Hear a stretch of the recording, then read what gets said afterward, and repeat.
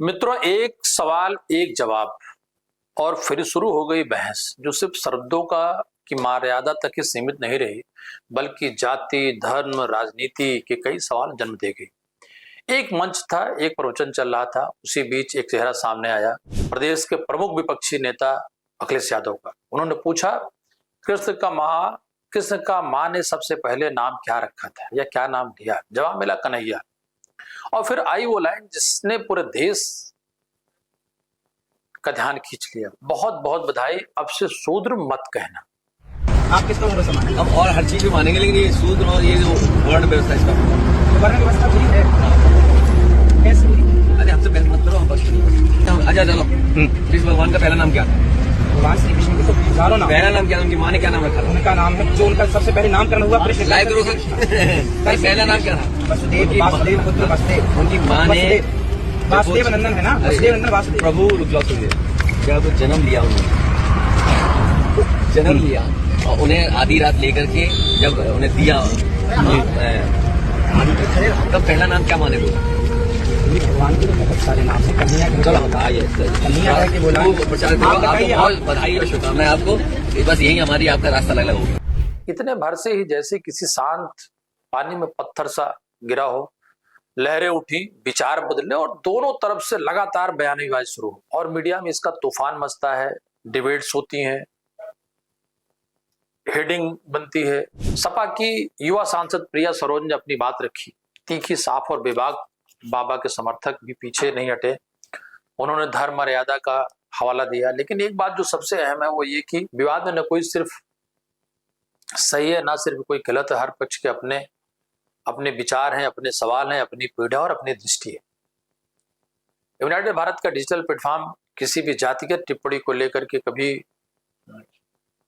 कुछ नहीं कहता, लेकिन मित्रों एक बात जरूर कहना चाहेंगे कि जब धर्म, जाति, राजनीति में घुल मिल जाए और उसके नफा नुकसान को लेकर के नेता मंचों पे सवाल करें और जवाब दें,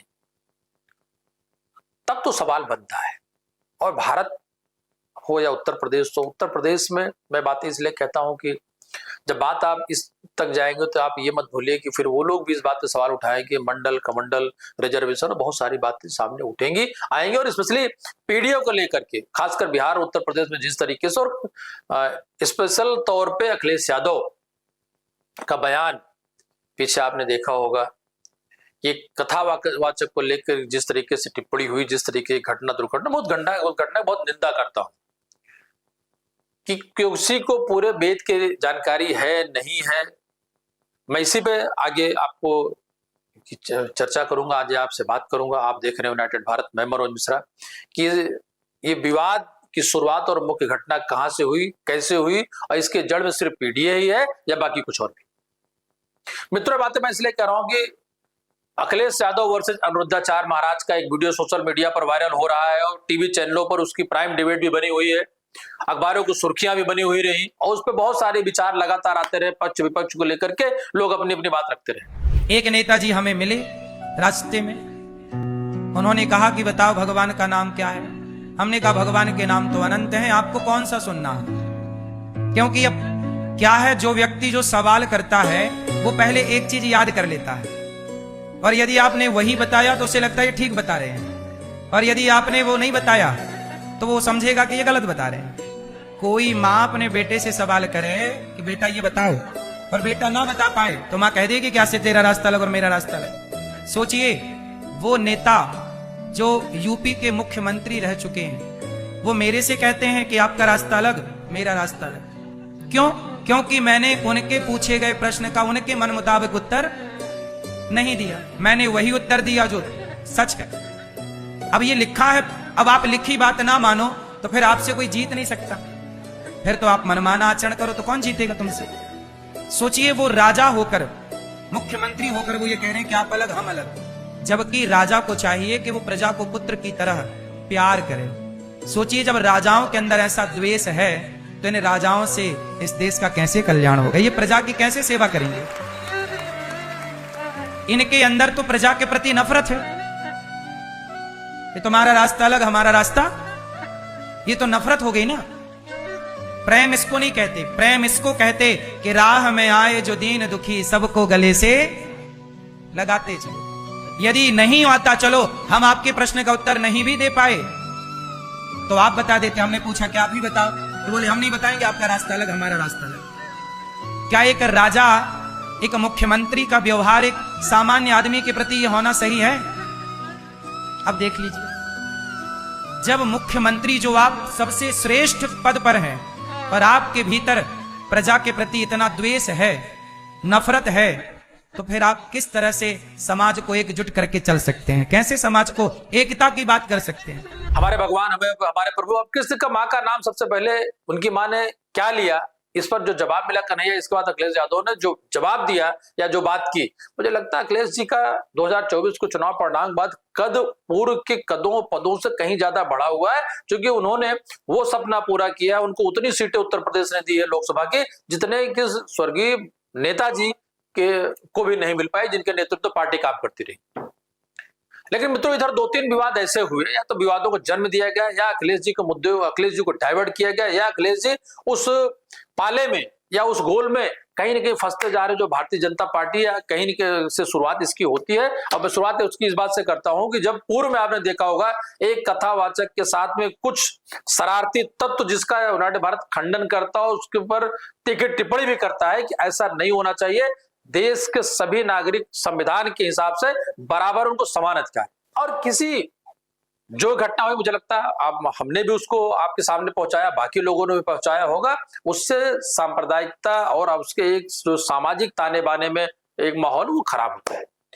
और अगर उसके पक्ष में विपक्ष में प्रदेश का या देश का बड़ा नेता जाए तो उन घटनाओं को बल मिलता। आपने देखा उसके बाद पूरे प्रदेश में कई जगह ऐसी घटनाएं हुई जो वैचारिक वैमनस्य को बढ़ावा देती, और उसी में आग में घी का काम ये घटना कर रही कि आप किसी भी धर्म के प्रचारक को या किसी भी संत के बारे में, संत से ऐसे सवाल सब करना चाहिए।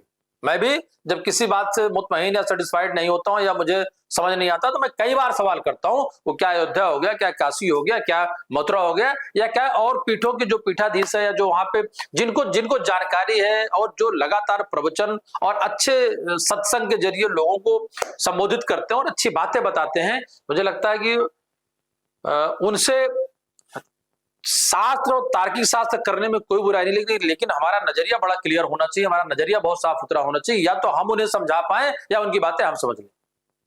और इसको अगर सिर्फ इस बात पे किया जाए कि वेशभूषा, रंग और तिलक देख करके और ब्राह्मण या बाकी चीजों को देख करके अगर उसका मजाक उड़ाया जाएगा तो टिप्पणी और उसके रिएक्शन आने बहुत स्वाभाविक है। और सब चीजें मित्रों होती है टाइमिंग की। ये टाइमिंग बड़ा गलत था।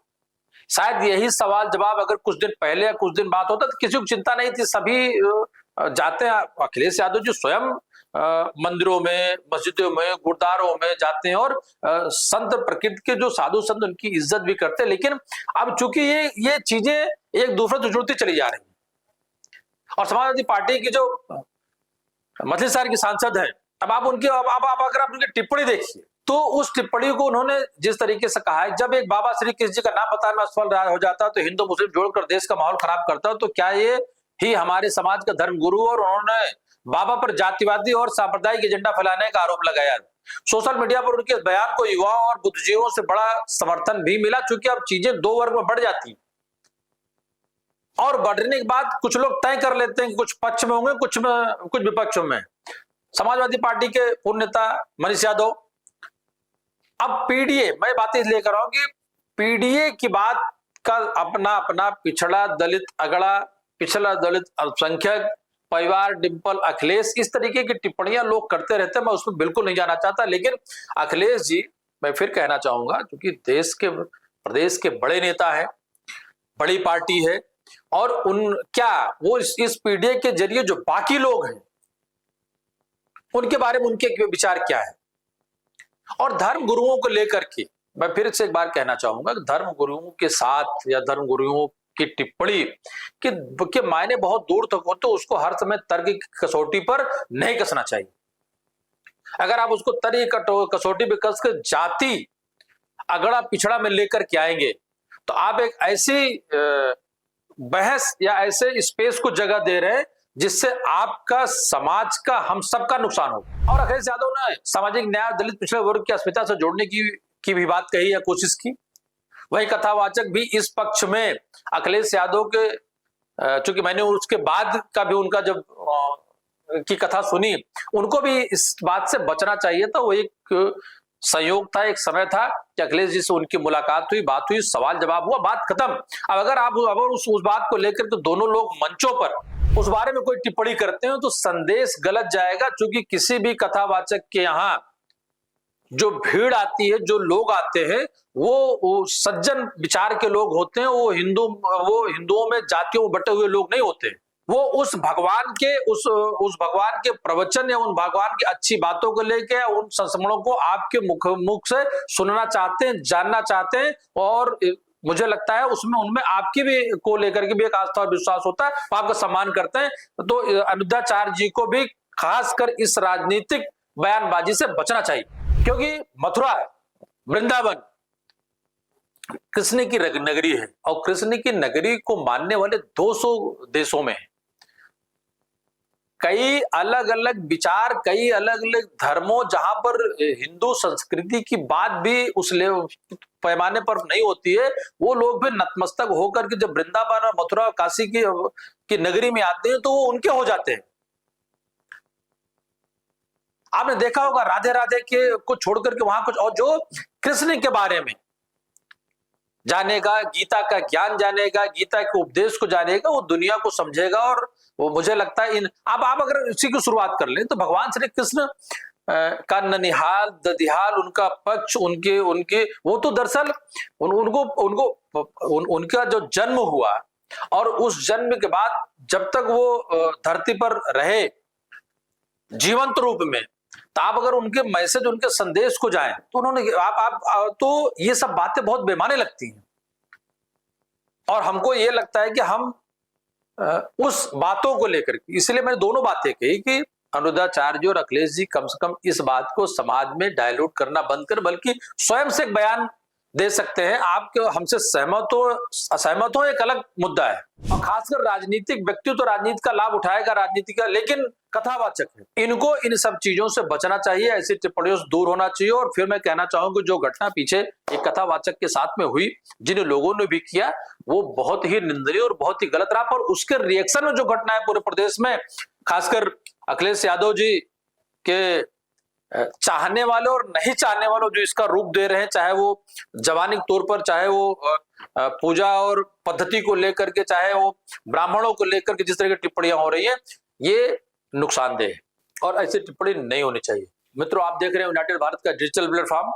आपने जो प्यार विगत 2 महीनों में दिया है अपने व्यूअर के जरिए, अपने शेयरिंग के जरिए, उसके लिए मैं बहुत बहुत आपका आभार, आपका धन्यवाद। आप देख रहे हैं यूनाइटेड भारत, मैं मनोज मिश्रा।